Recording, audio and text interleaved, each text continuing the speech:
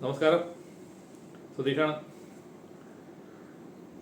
ഇന്ന് ഞാൻ ഒരു രസകരമായൊരു അനുഭവകഥ പറയാൻ വിചാരിക്കുകയാണ്. ഞങ്ങളെല്ലാ വർഷവും എൻ്റെ കസിൻസും ഒക്കെ ആയിട്ട് ഞങ്ങൾ ടൂർ പോകാറുണ്ട്. ചിലപ്പോൾ ഞങ്ങൾ രാമേശ്വരത്ത് പോകും, ചിലപ്പോൾ തിരുപ്പതി പോകും, കൊല്ലൂർ മൂകാംബിക പോകും. ചില സമയങ്ങളിൽ ഞങ്ങൾ ഈ തീർത്ഥാടനമാക്കിയിട്ട് കുറച്ച് ടൂറിസ്റ്റ് പ്ലേസുകൾ ചൂസ് ചെയ്ത് പോകാറുണ്ട്. അങ്ങനെ കൊടൈക്കനാൽ, ഊട്ടി, മൂന്നാർ അങ്ങനെയൊക്കെ പോകാറുണ്ട്. അപ്പോൾ ഒരു ഓണത്തിൻ്റെ സമയത്താണ്, ഈ ഓണത്തിൻ്റെ സമയത്ത് ആണ് സാധാരണ എല്ലാവർക്കും അവധിയൊക്കെ കിട്ടുക. അപ്പോൾ എൻ്റെ കസിൻസിൻ്റെ അവരുടെ മക്കളൊക്കെ ഉണ്ടാവും. അപ്പോൾ എല്ലാവരും കൂടി ഒരു ഗ്രൂപ്പായിട്ടൊരു ട്രാവലറൊക്കെ വിളിച്ചിട്ടാണ് ഞങ്ങൾ സാധാരണ പോവുക. അപ്പോൾ അങ്ങനെ ഒരു ഓണത്തിൻ്റെ സമയത്ത് ഞങ്ങൾ ഇതുപോലെ തന്നെ ഊട്ടി സെലക്ട് ചെയ്തു. അപ്പോൾ ഊട്ടി നമ്മൾ പലതവണ പോയിട്ടിലാണെങ്കിലും എല്ലാവരും ഒന്നിച്ചിങ്ങനെ പോകാമെന്നുള്ള ഒരു എൻജോയ്മെൻറ്റാണ് നമ്മൾ ഉദ്ദേശിക്കുന്നത്.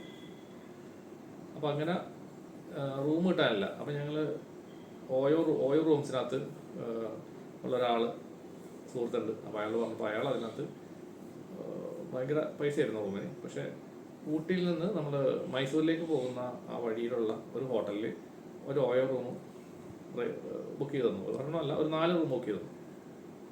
അപ്പോൾ ഞങ്ങളുടെ പ്ലാൻ എന്ന് വെച്ചാൽ ഇവിടെ നിന്ന് വൈകുന്നേരം പോവുക, നേരം വെളുക്കുമ്പോൾ അവിടെ ചെല്ലുക, വണ്ടി ഓടി പയ്യെ അവിടെ ചെല്ലുക, റൂമിൽ കയറുക, ഫ്രഷപ്പ് ആവുക, അന്ന് ഫുൾ അവിടെ കറങ്ങുക, നെക്സ്റ്റ് ഡേ അവിടെ നൈറ്റ് താങ്ങി വീണ്ടും അടുത്ത ദിവസം വേണ്ടി. അപ്പോൾ ഓണത്തിൻ്റെ നെക്സ്റ്റ് ഡേ ആണ് അടുത്ത ഡേ വേണ്ടത്. അപ്പം അങ്ങനെ പ്ലാനൊക്കെ ഉണ്ടാക്കി ഞങ്ങൾ ഇവിടുന്ന് പോയി അവിടെ ചെന്നു. ഞങ്ങൾ ഏതാണ്ട് ഒരു 4-5 ഫാമിലിയൊക്കെ ഉണ്ടെന്ന് എനിക്ക് തോന്നുന്നു. 4-5 ഫാമിലി ഉണ്ടായിരുന്നു.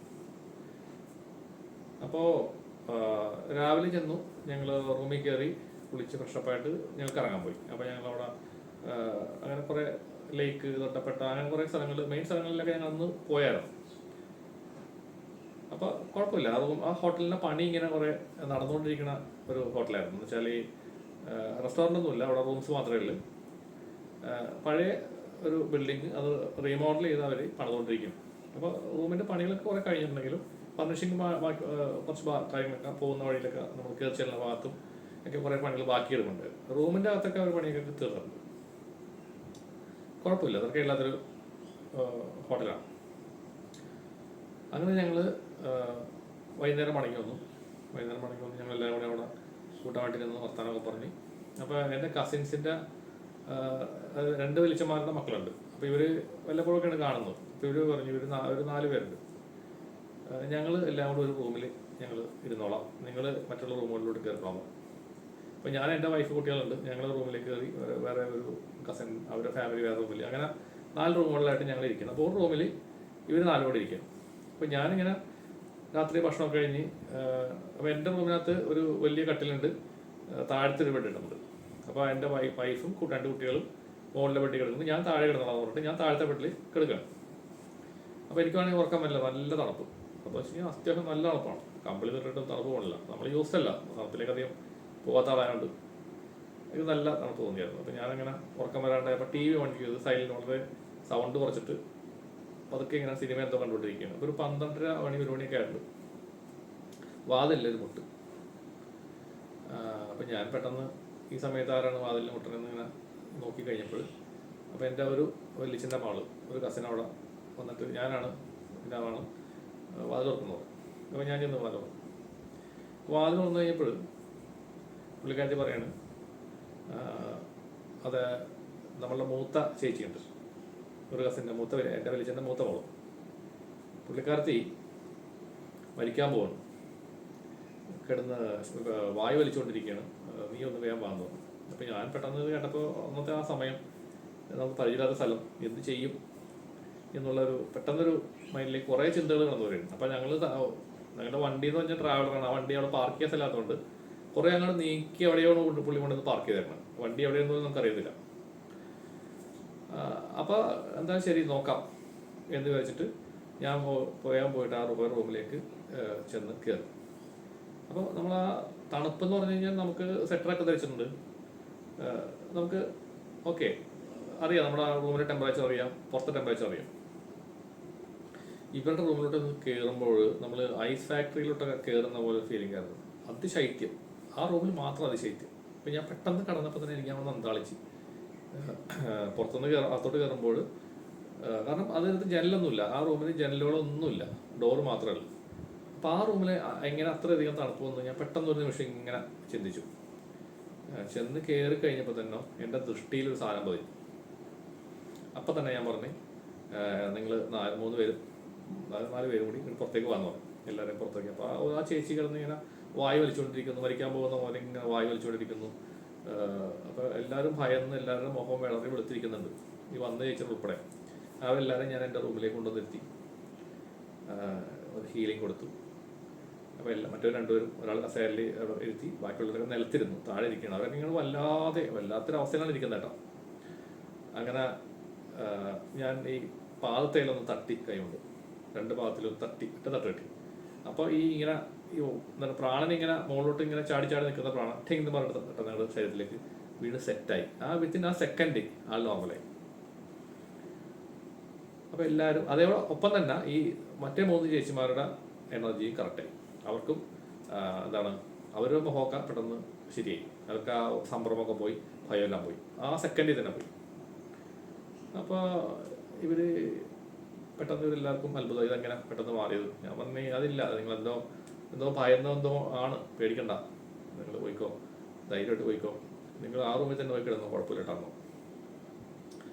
അങ്ങനെ ആ റൂമിലേക്ക് തന്നെ കൊണ്ടു. അപ്പോൾ അവർക്ക് അങ്ങോട്ട് പോകാനും മടി. ഞാൻ പറഞ്ഞു, പേടിക്കണ്ട, 6 മണിയാകുമ്പോൾ ഞാൻ വന്ന് വിളിക്കാം, സുഖമായിട്ട് ഉറങ്ങിക്കോളാൻ പറഞ്ഞു. ഇവരെ കൊണ്ടുവന്ന് ആ മുറിയിലാക്കി, ഈ റൂമിലാക്കി ഞാൻ പോകും.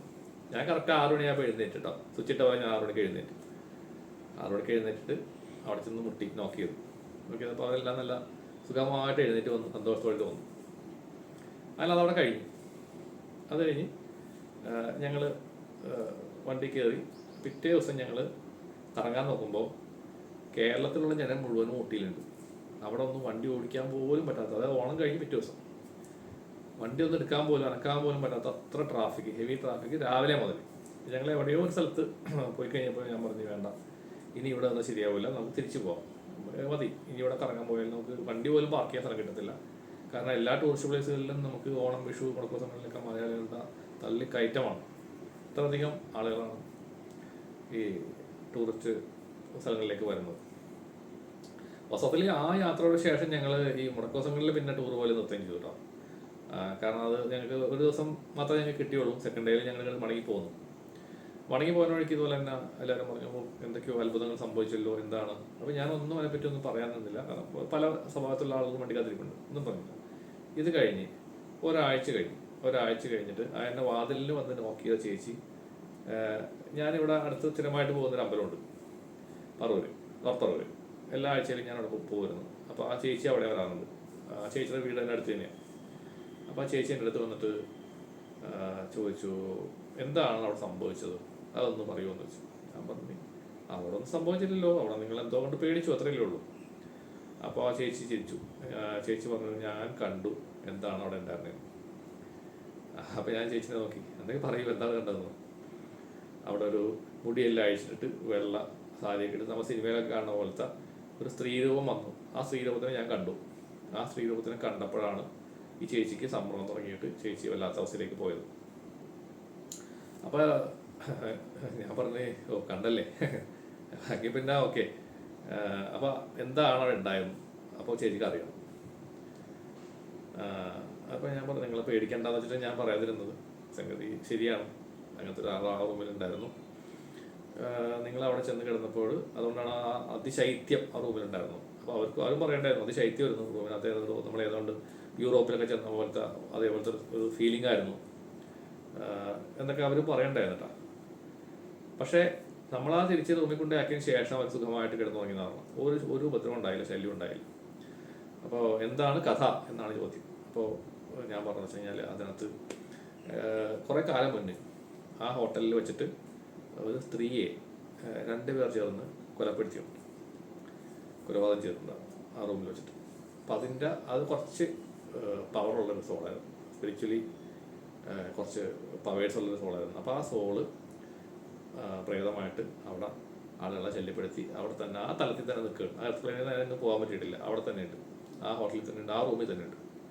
പക്ഷെ നമ്മൾ അവിടെ കുറച്ച് കാര്യങ്ങൾ ചെയ്തിട്ട് അവിടെ കുറച്ച് പ്രൊട്ടക്ഷൻ എല്ലാം ചെയ്ത് അതിനെ തൽക്കാലത്തേക്ക് അവിടെ നിന്ന് മാറ്റി, ഇവർക്ക് അവിടെ കിടന്നുറങ്ങാനുള്ള സൗകര്യം ചെയ്ത് അതിൽ നിന്ന് അവരെ മാറ്റി എടുത്തുകൊണ്ടാണ് നമുക്ക് കുഴപ്പമില്ലാണ്ട് പിന്നോട് ഉപയോഗിക്കാൻ പറ്റിയത്, അത് ഉപയോഗിക്കാൻ പറ്റും. പക്ഷേ ആ ഹോട്ടലിൽ ഇന്നും അത് അവിടെ ശല്യം ചെയ്യാറുണ്ടാവും, ഉറപ്പാണ്. അപ്പോൾ ഇത് കേട്ടപ്പോൾ ചേച്ചി പറഞ്ഞ ശരിയാണ് എനിക്ക് തോന്നിയത്. അപ്പോൾ ചേച്ചി മാത്രമല്ല അത്രേ, വേറൊരു ചേച്ചിക്കും കണ്ടത്രേ, ഇത് രണ്ടുപേര് കണ്ടത് ഈ സാധനം.